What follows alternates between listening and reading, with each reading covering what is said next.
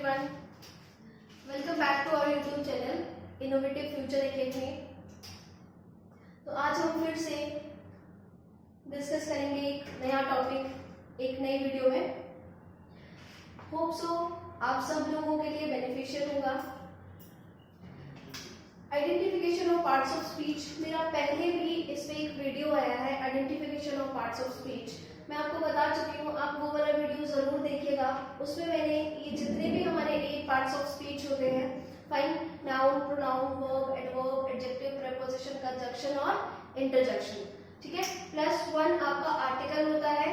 Adjective का ही हम सब पार्ट इसको लेके चलते हैं क्योंकि ये क्वालिफाई करता है नाउन को और आर्टिकल भी क्वालिफाई करता है नाउन को. सो ऑल ओवर हमारे पास कितने पार्ट्स ऑफ स्पीच होते हैं? 8. अब आइडेंटिफिकेशन हम कैसे करते हैं? एक सेंटेंस आपके पास गिवन होता है, लाइक मेरे पास अभी एक क्वेश्चन पेपर यहाँ पे पढ़ रखा है, अभी संडे को एग्जाम हुआ है. डिफरेंट एग्जाम्स में ये आपको हेल्प करेगा टॉपिक. अभी जैसे लास्ट संडे वाला CDS का एग्जाम हुआ था, तो डायरेक्ट आपके पास 10 क्वेश्चंस पार्ट्स ऑफ स्पीच में से ही थे. एक स्टेटमेंट आपको गिवन थी, उस स्टेटमेंट में एक पूरे सेंटेंस में एक वर्ड को अंडरलाइन किया गया था एंड और आपको पहचानना था कि वो पार्ट्स ऑफ स्पीच में से वर्ड क्या है. फाइन. एक तो डायरेक्ट ऐसे क्वेश्चन आ जाता है. अगर डायरेक्ट इस तरह से क्वेश्चन ना आए तो एरर्स में हमें हेल्प करता है ये चीज, एरर फाइंड आउट करने में. आपके जो फिलर्स आते हैं, क्लोज कॉम्प्रिहेंशन जिसको कहते हैं या क्लोज टेस्ट हम जिसको कहते हैं, उसमें हेल्प करता है. फॉर एग्जाम्पल आपका एक फिलर है कहीं पे गिवन, आगे फिलर के आगे कोई वर्ड लिखा है वर्ब, तो आपको पहचान में अगर आ रहा है कि वो वर्ब है तो ऑब्वियसली उससे पहले हमें क्या चाहिए होता है, या तो हेल्पिंग वर्ब या सब्जेक्ट. हेल्पिंग वर्ब की पहचान हमें हो जाती है, लेकिन हम कैसे पहचाने इन चीजों को?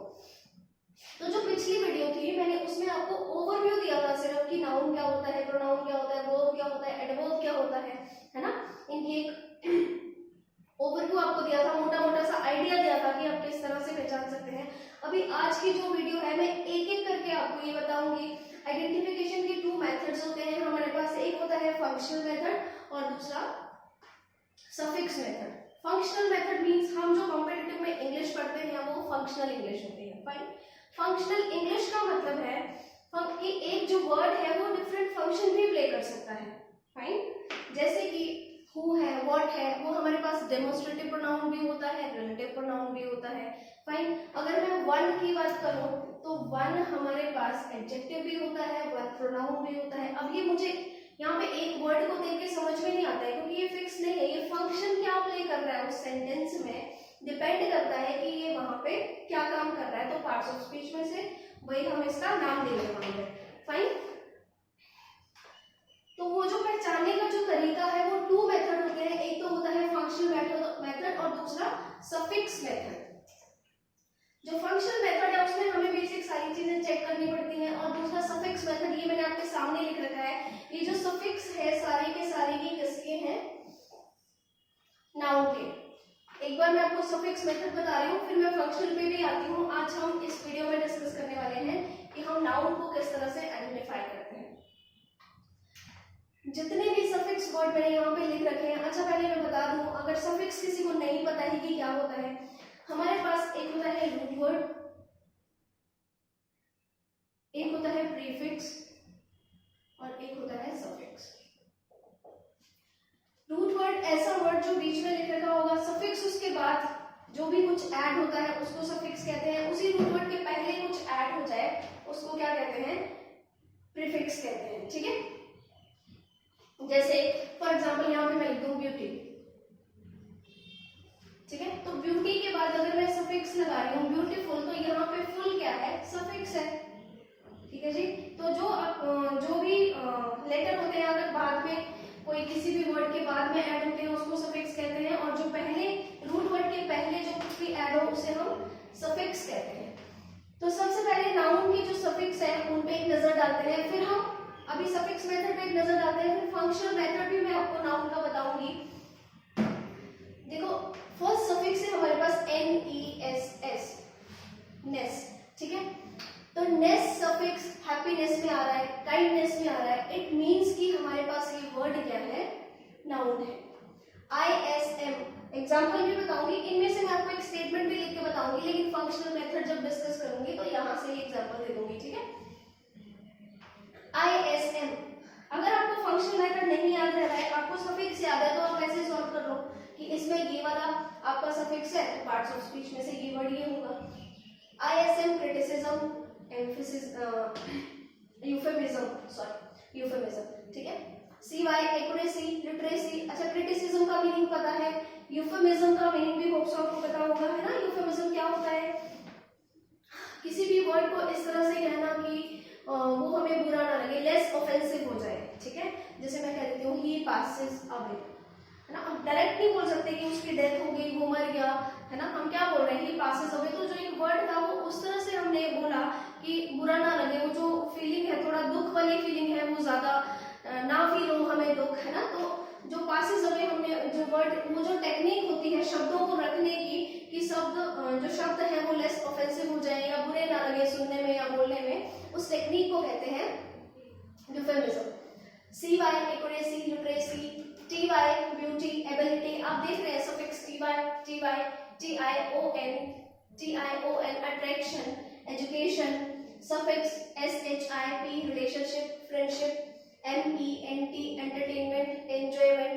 ANCE एडवांस और चांस।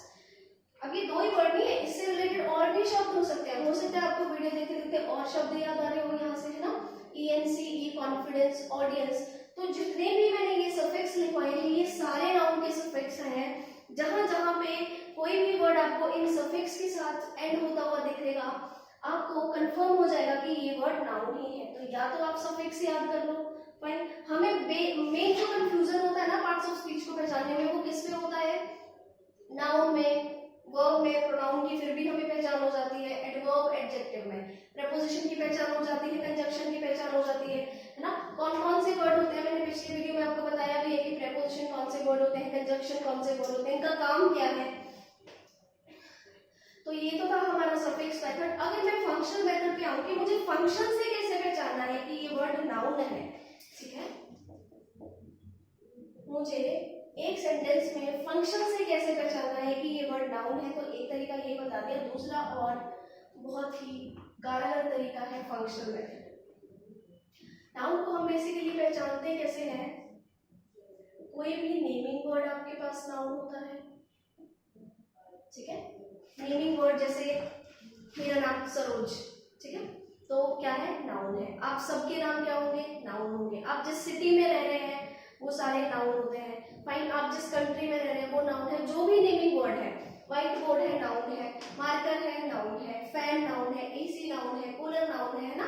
जितने भी पर्टिकुलर जो नेमिंग वर्ड होते हैं वो सारे के सारे क्या होते हैं, नाउन होते हैं। फर्स्ट पहचान। दूसरी, किसी भी वर्ड के साथ इंग्लिश लैंग्वेज में S पुट हो जाए और वो क्या बन जाए, प्लूरल, तो वो वर्ड भी हमेशा क्या होते हैं स्टूडेंट्स, नाउन। समझ रहे हैं, किसी भी वर्ड के साथ S लग जाए, वो प्लूरल में कन्वर्ट हो जाए, तो वो वर्ड होते हैं नाउन। अच्छा, क्यों होते हैं, क्यों? आप देखो, इंटरजेक्शन के साथ आप S नहीं लगा सकते कभी भी, कंजंक्शन के साथ S नहीं लगा सकते, है ना।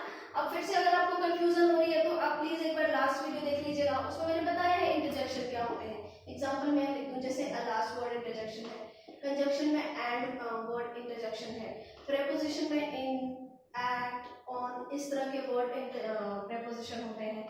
एडजेक्टिव्स आपके जैसे ब्यूटीफुल, ऑनेस्ट, इस तरह के वर्ड एडजेक्टिव होते हैं, ठीक है। एडवर्ब में आपका जैसे आ गया हियर, देयर, स्लोली, इस तरह के वर्ड एडवर्ब होते हैं। वर्ब में आपके हो जाते हैं गो, ईट, सिट, प्ले, इस तरह के वर्ड आपके वर्ब होते हैं। प्रोनाउन आपके जितने भी पर्सन होते हैं, आई, मी, यो, यू, योर, इस तरह के सारे वर्ड आपके क्या होते हैं, प्रोनाउन होते हैं, ही, शी, इट, है ना। नाउन की बात करूं मैं, तो नाउन अभी मैं आपको बता रही हूँ यहाँ पे। अब यहाँ पे एनालाइज करेंगे कि किसी भी वर्ड के साथ हम यहाँ पे S नहीं लगा सकते। आपने कभी एंड के साथ S नहीं देखा होगा, इस तरह के इंटरजेक्शन के साथ S नहीं देखा होगा, हुर्रेस, अलासिस नहीं बोल सकते, प्रीपोजिशंस के साथ S नहीं देखा होगा, इन्स, एट्स आप नहीं बोलते हैं, ब्यूटीफुल्स नहीं होता, ऑनेस्ट नहीं होता, है ना। एक गर्ल की बात करूंगी, वो भी ब्यूटीफुल ही बोलेंगे, उसको भी 10 लड़कियां होंगी तो उनको भी ब्यूटीफुल ही बोलते हैं। गर्ल को गर्ल्स बना सकते हैं लेकिन ब्यूटीफुल को ब्यूटीफुल्स नहीं बना सकते, क्योंकि वो क्या है, एडजेक्टिव है। एडवर्ब की बात करूं, हियर्स, देयर्स, स्लोली, सब नहीं बोल सकते हैं।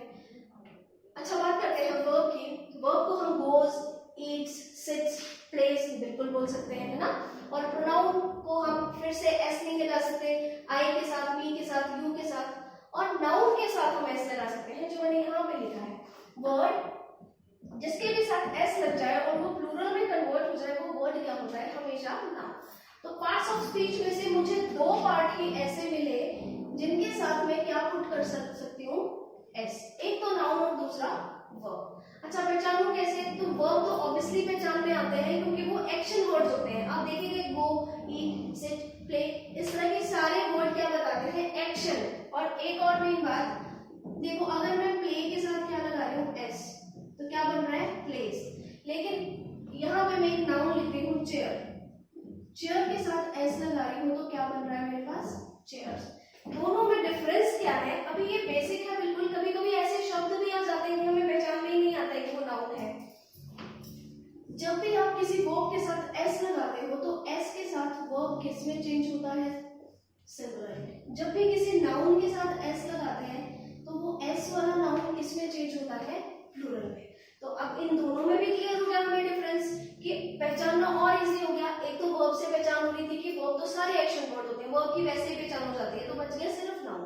किसी भी वर्ड के साथ एस लगा रहे हैं, प्लूरल में कन्वर्ट हो रहा है नाउन। किसी भी वर्ड के साथ एस लगा रहे हैं, सिंगुलर में कन्वर्ट हो रहा है वर्ब। तभी तो आप देखेंगे ना, ही के साथ आपने कभी प्ले नहीं सुना होगा, ही के साथ क्या लिखते हैं हम? प्लेस। यही रीजन है, ही सिंगुलर सब्जेक्ट है तो सिंगुलर वर्ब लेगा, है ना जी? ठीक है। तो दूसरा हमने कैसे पहचाना कि किसी भी वर्ड के साथ एस लगा रहे हैं, वो चेंज हो रहा है प्लूरल में, उसको भी नाउन कहते हैं। थर्ड पहचान क्या है नाउन की? फंक्शनल मेथड के थ्रू किस तरह से हम पहचानेंगे? कहीं पे भी क्या आ रहा है आपके पास? आर्टिकल। तो उसके बाद आर्टिकल हमेशा ही किसके लिए आते हैं? इंग्लिश लैंग्वेज में नाउन के लिए। ठीक है। अब मैं ये नहीं कह रही हूँ कि आर्टिकल के एग्जैक्ट बाद नाउन आ जाएगा, एग्जैक्ट बाद भी आ सकता है, लेकिन आर्टिकल के बीच में कुछ और वर्ड भी आ सकते हैं, जैसे ये भी हो सकता है। आर्टिकल चैप्टर जब कभी पढ़ाऊंगी तो स्टार्टिंग में इसी तरह से समझाऊंगी मैं। आर्टिकल के बाद एडवर्ब्स भी आ सकते हैं, आर्टिकल के बाद एडजेक्टिव्स भी आ सकते हैं, और फिर उसके बाद नाउन भी आ सकता है, नाउन आएगा। मेरे कहने का ये मतलब है कि आर्टिकल जहां जहां भी आपको दिखेंगे, अब आर्टिकल क्या होते हैं? यहाँ में लिखा है मैंने, देखो आर्टिकल 8 पार्ट्स ऑफ स्पीच होते हैं प्लस एक आर्टिकल होते हैं हमारे पास। पूरी इंग्लिश लैंग्वेज इन्हीं शब्दों से मिलकर बनी होती है। आप एक न्यूज़पेपर उठा लो, आप पूरा कोई भी नॉवेल उठा लो, किसी की ऑटोबायोग्राफी उठा लो, कुछ भी चीज उठा लो इंग्लिश में, लैंग्वेज में, इन्हीं सारे 8 पार्ट्स ये हो गए और 9th आपका आर्टिकल हो जाता है। बेसिकली ये 9th पार्ट्स ऑफ स्पीच तो नहीं है, लेकिन इन्हीं 9 पार्ट्स को लेके आपका कोई भी एक सेंटेंस बनता है, एक पैराग्राफ बनता है, एक बुक बनता है, एक पूरा न्यूज़पेपर में जितनी भी कंपोजिशन होती है वो सभी इन्हीं पार्ट्स में से होती है जी। ठीक है। तो मैं क्या समझा रही थी आपको कि आर्टिकल जहां जहां आएगा हमेशा किसके लिए आएगा बच्चे? नाउन के लिए ही आएगा। कभी भी सेंटेंस में आर्टिकल दिख रहा है, उस सेंटेंस में हमेशा नाउन होगी। ठीक है। आर्टिकल कौन से होते हैं आपके पास? ए, एन और द। 3 आर्टिकल होते हैं आपके पास, ए आर्टिकल, एन आर्टिकल और द आर्टिकल। इसमें से ए और एन इंडेफिनिट आर्टिकल होता है और द आपके पास डेफिनिट आर्टिकल होता है। ठीक है। ये मैं आपको चैप्टर में आगे इलैबोरेशन के साथ पढ़ाऊंगी। तो नाउन को पहचानने के बस यही तरीके हैं। ये अगर आपको समझ में है अच्छे से तो आप कभी हो ही नहीं सकता कि सेंटेंस में नाउन को ना पहचाने। ठीक है। अब किसी पेपर में तो डायरेक्ट आ जाता है, एक वर्ड को अंडरलाइन किया है कि पहचानो ये नाउन है, प्रोनाउन है, वर्ब है, एडवर्ब है। ठीक है। आप यहाँ से डायरेक्टली पहचान सकते हैं। जैसे मैंने वीडियो में स्टार्टिंग में बताया कि कभी कभी डायरेक्ट ना आके इनडायरेक्टली आपको ये चीज अगर आप यूज करेंगे तो बहुत सारी चीजों को सॉल्व कर पाएंगे।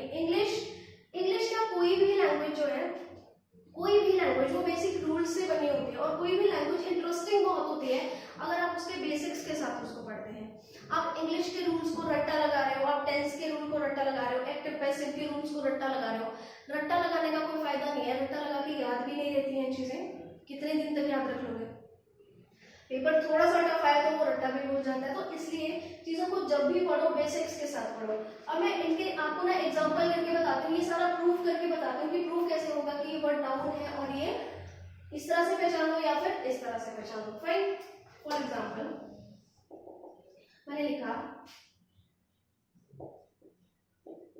सुनीता इज माय स्टूडेंट, ठीक है। या फिर मैं यहाँ पे ए लिख देती हूँ, सुनीता इज अ स्टूडेंट। मैंने लिखा Sunita is an intelligent student. मैंने लिखा Sunita is very beautiful. 3 sentences है मेरे पास। अब मुझे पहचानना है कि इस सेंटेंस में नाउन कहाँ कहाँ पे है, ठीक है। अभी तो मैंने छोटे छोटे सेंटेंस लिखे हैं, एग्जाम में आपको बड़ी कंपोजिशन आती है, लेकिन बड़ी चीजों को सॉल्व करने से पहले आपको यहीं से गो थ्रू होना पड़ता है। सुनीता आपने पहचान लिया, नेमिंग वर्ड है, किसी का भी नाम है तो क्या है, नाउन है। दूसरा, नेमिंग वर्ड नहीं है, ना ही आप इसके साथ एस लगा सकते हो। ए आर्टिकल है, सीधा सीधा समझ में आ रहा है, 3 ही आर्टिकल होते हैं। अब ये स्टूडेंट क्या है, यहाँ पे कैसे पहचान सकते हैं बच्चे, नेमिंग वर्ड तो नहीं है, किसी का नाम तो नहीं होता है स्टूडेंट, फाइन। लेकिन क्या इस वर्ड के साथ एस लगाने से ये प्लूरल में चेंज हो जाता है, ऑब्वियसली हो जाता है, स्टूडेंट्स, है ना जी। तो एक तरीके से ये प्रूफ हो गया कि ये क्या है, नाउन। दूसरे तरीके से ये कैसे प्रूफ हुआ, ये जो ए आर्टिकल है, अभी मैंने आपको बताया कि आर्टिकल जहां जहां भी आएंगे हमेशा किसके लिए आते हैं, नाउन के लिए। तो यहाँ पे ये आर्टिकल स्टूडेंट के लिए ही आया है, और स्टूडेंट यहाँ पे नाउन है, कंफर्म हो गया 2 तरीके से, है ना जी, ठीक है। नेक्स्ट आ जाते हैं आपके पास, फिर से सुनीता नाउन है, मुझे पता है।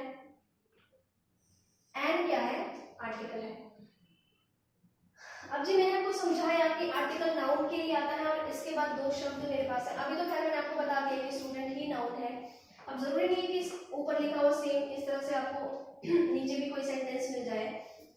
अब ये जो एन आर्टिकल आया है ये स्टूडेंट के लिए आया है, लेकिन मैंने पहचाना कैसे कि स्टूडेंट नाउन है, यही इसी तरीके से कि स्टूडेंट के साथ में एस लगाऊंगी तो प्लूरल में चेंज हो जाएगा, ये है ना, क्योंकि यहाँ पे आर्टिकल के एग्जैक्ट बाद नाउन नहीं है, आगे नाउन है।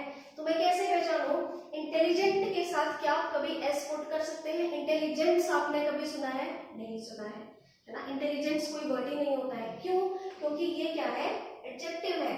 एडजेक्टिव जो नाउन की क्वालिटी या डिसक्वालिटी बताते हैं वो एडजेक्टिव्स होते हैं हमारे पास। तो यहाँ पे इंटेलिजेंट वर्ड क्या है, एडजेक्टिव है, जो किस नाउन के लिए आया है, स्टूडेंट के लिए। यहाँ पे एन आर्टिकल है जो किस नाउन के लिए आया है, स्टूडेंट के लिए। ये दोनों ही वर्ड स्टूडेंट के लिए आए हैं बच्चे, ठीक है। अगर मैं यहाँ से स्टूडेंट को हटा दूं, सुनीता इज एन इंटेलिजेंट, कोई सेंस बन रहा है, बिल्कुल नहीं बन रहा है ना, ठीक है, बिल्कुल भी सेंस नहीं बन रहा है। अगर मैं स्टूडेंट को यहाँ से हटाती हूँ तो सुनीता इज एन इंटेलिजेंट, कोई सेंस नहीं बन रहा। इट मींस अगर मैंने नाउन हटाया है तो मुझे आर्टिकल भी हटाना पड़ेगा। अभी सही है, सुनीता इज इंटेलिजेंट, ठीक है। अब ये जो इंटेलिजेंट वर्ड आया ये किसके लिए आया, पहले ये इंटेलिजेंट स्टूडेंट के लिए आया था जो नाउन थी, अब मैंने वो स्टूडेंट ही हटा दिया, तो अब ये इंटेलिजेंट वर्ड दूसरे वाले नाउन के लिए आ गया, सुनीता इज इंटेलिजेंट, ठीक है। सुनीता क्या है, इंटेलिजेंट है, तो सुनीता भी तो नाउन है आपके पास, तो इंटेलिजेंट वर्ड इसके लिए भी तो आ सकता है, समझ में आ गया। अब यहाँ पे Sunita is very intelligent girl, फिर से मुझे समझ में आ रहा है कि सुनीता नाउन है, ठीक है। इज आपके पास यहाँ पे वर्ब है, वेरी क्या है, एडवर्ब है, ब्यूटीफुल क्या है, एडजेक्टिव है, और गर्ल को कैसे पहचानो, और किसी का नाम तो नहीं है, लेकिन गर्ल के साथ एस लगाने पे ये प्लूरल में चेंज हो जाता है, तो कंफर्म हो गया फिर से ये मेरे पास क्या है, नाउन है, ठीक है जी। तो नाउन की पहचान हम इस तरीके से करते हैं। कैसे नाउन को पहचानते हैं, अभी मैंने आपको बता दिया, 3 तरीके होते हैं नाउन को पहचानने के, ठीक है जी, बता दिया मैंने आपको 3 तरीके क्या क्या है। नेमिंग वर्ड होता है, वर्ड के साथ एस हो जाए, प्लूरल में चेंज हो जाए, नाउन होता है, और आर्टिकल कहीं पे भी आपके पास आ रहा है तो उसके बाद सेंटेंस में हमेशा नाउन आएगी ही आएगी, ठीक है। तो इस वीडियो में इतना ही। नेक्स्ट वीडियो में मैं आपको फिर से नाउन के फंक्शंस बताऊंगी कि नाउन फंक्शन क्या प्ले करता है सेंटेंस में, है ना। कई बार आप वैसे भी पहचान सकते हैं कि अच्छा इसका ये वाला फंक्शन है तो ये ऑब्वियसली नाउन है। अभी तो मैंने आपको क्या बताया कि इस तरह से पहचानना कि जहां जहां पे ये सारी चीजें आएंगी वो नाउन है। तो इससे आगे अभी मैं नेक्स्ट वीडियो में आपको बताऊंगी बताऊंगी कि नाउन और कैसे हम नाउन को अच्छे से कंफर्म कर सकते हैं कि ये नाउन ही है। ठीक है, तब तक के लिए अच्छे से चीजों को पढ़ो। सफिक्स मेथड है, नाउन को पहचानने के लिए तरीके हैं। बाकी नेक्स्ट वीडियो में कंफर्म करूंगी मैं चीजों को। तब तक के लिए ऑल द बेस्ट।